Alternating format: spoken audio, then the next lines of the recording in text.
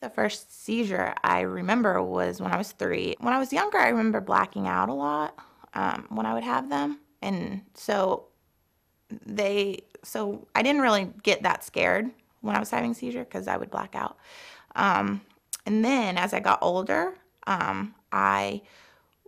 my vision, I could see, but it would be blurry. And I knew I was having one, so it got scary for me because I would dread having a seizure. So, and then eventually they stopped for a little while, and then when I hit puberty, they came back, and then they put me on medication again. And when I was in high school, the medication was controlled. I didn't have any seizures. I was able to drive. I was able to do all the normal things that any high schooler would do. I played sports. And then when I turned about 20 and I was in college in North Carolina, they came back. And it's kind of like a quality of life type thing. Like I wanted to be my old self, drive a car and do all the normal things. I was getting very fed up with having to be driven around by my parents and not being able to drive around.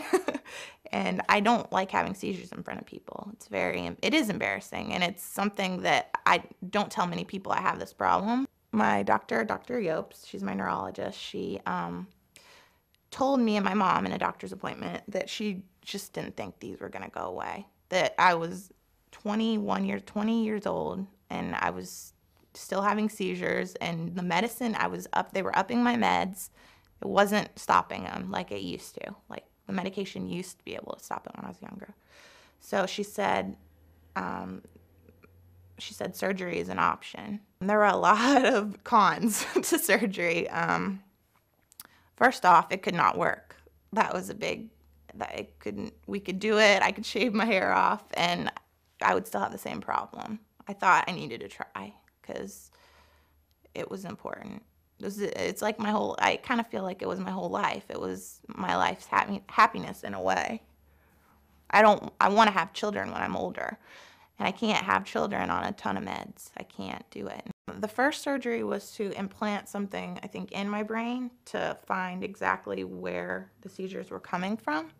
And then once they took me off my medicine, and once I had a seizure, they could tell where it was coming from, and then so they took those out. And then the third one was to go forth with taking out the spot that they thought the seizures were coming from.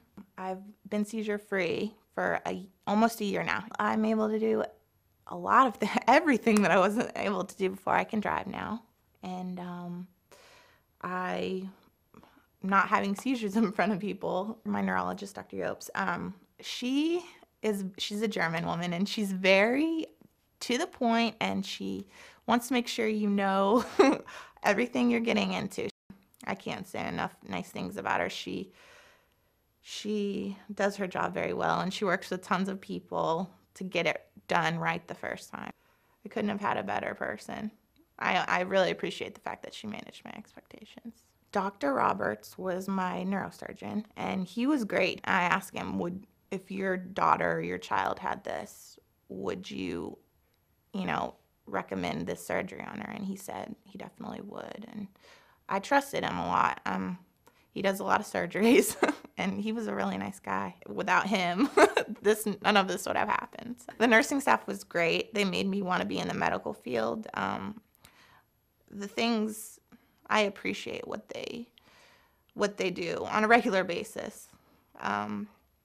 It's a commendable thing to do, and it's something that when I first went into the hospital before they had to keep me in there, and take me off my medicine, I was not in a very good. I still had my hair and everything, but I was not happy about it.